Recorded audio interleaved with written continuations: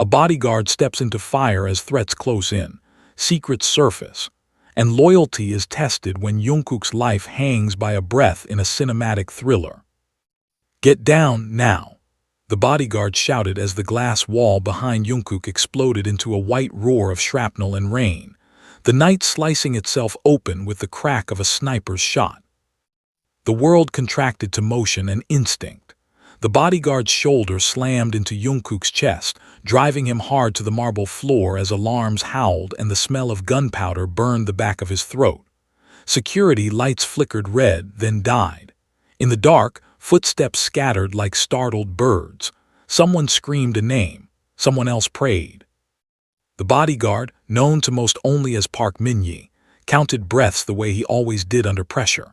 1 to anchor the mind, 2 to steady the hands, 3 to remember why he stood here. He felt Jungkook's pulse under his palm, fast but alive, and a private relief punched through him so hard it hurt. He rolled, drew his weapon, and aimed at the shadow where the shot had come from, heart thrumming with a familiar, unwelcome echo of an older night he never talked about. "Stay with me," Min-yi murmured, "not for Jungkook's benefit alone." They crawled through the smoke as sprinklers burst overhead, soaking the air with cold metallic rain. Glass cut Min-yi's knuckles. He didn't notice. His eyes tracked angles, exits, reflections. He smelled ozone and wet carpet and fear. When a second shot rang out, it shattered a light above them and rained sparks, and Min-yi rose like a wall, placing himself between Jungkook and everything else. Minutes later, the threat dissolved into sirens and shouting voices. The shooter vanished. The venue emptied. The night swallowed its teeth. In the quiet that followed, Jungkook sat wrapped in a blanket, hair damp, eyes sharp with shock and something like anger. "They knew the layout," he said softly, as if saying it louder might summon the attacker back. "This wasn't random." Min-yi nodded. He had already reached the same conclusion. His job was to absorb danger, not to speculate, but patterns tugged at him like a tide. "We'll change routes, change rooms, I'll be closer." "You were already close," Jungkook replied, meeting his gaze. There was trust there, and it weighed more than any armor.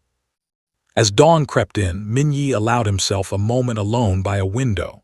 He flexed his injured hand, watched the city wake, and felt the old fear stir. The one that said protection was an illusion and that standing in front meant being the first to fall. He remembered why he'd taken this job. Not fame, not money, but the promise he'd made to himself after failing someone once. Never again.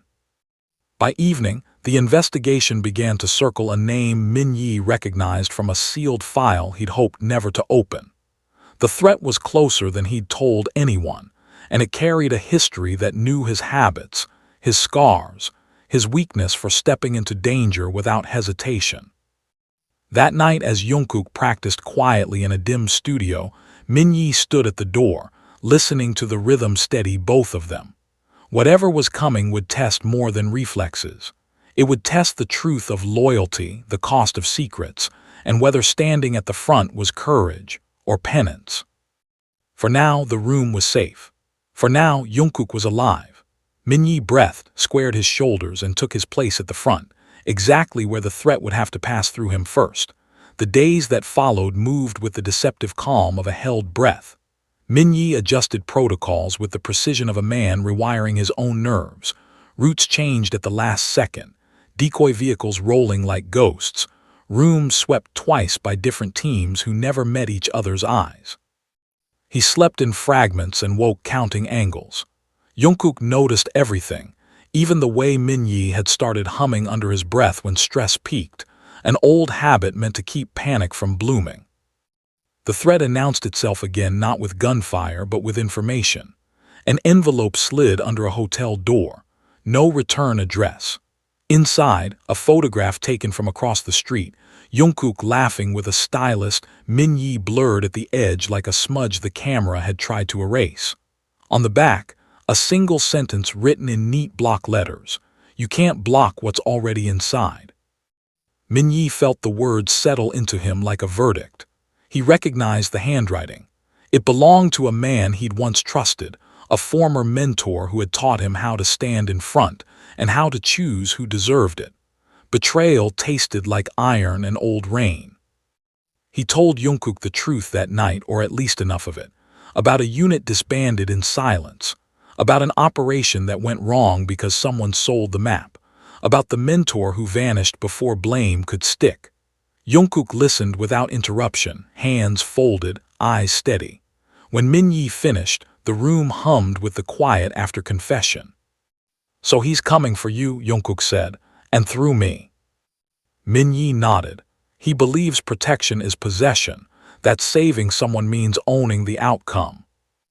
Jungkook stood, walked to the window and pressed his forehead to the glass. The city glowed like a promise and a threat all at once. Then we don't let him write the ending. The trap they set was elegant and honest. A public appearance, unavoidable and loud, designed to draw the predator into the light. Min-yi's team melted into the crowd. The music rose.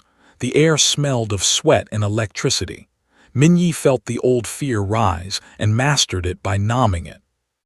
When the mentor appeared, it was with the calm confidence of a man convinced of his own necessity. Their eyes met across the floor, history sparking. Words were unnecessary.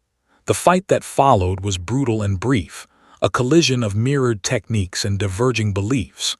Min-yi took the blows meant for Jungkook because that was the job, because that was the vow. But he also struck back, choosing restraint where once he might have chosen annihilation. It ended with sirens and cuffs, and the mentor's stunned realization that control was not the same as care. In the aftermath, as dawn softened the edges of the city again, Min-yi sat with an ice pack and a steady pulse beneath his fingers. Jungkook brought 2 coffees and set one down without ceremony. "You stood in front," Jungkook said. "I always will," Min-yi replied.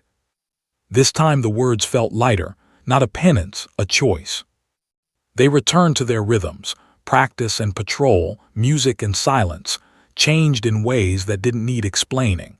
The threat receded into reports and closed cases. Trust remained, quiet and unflashy, like a door that closed cleanly.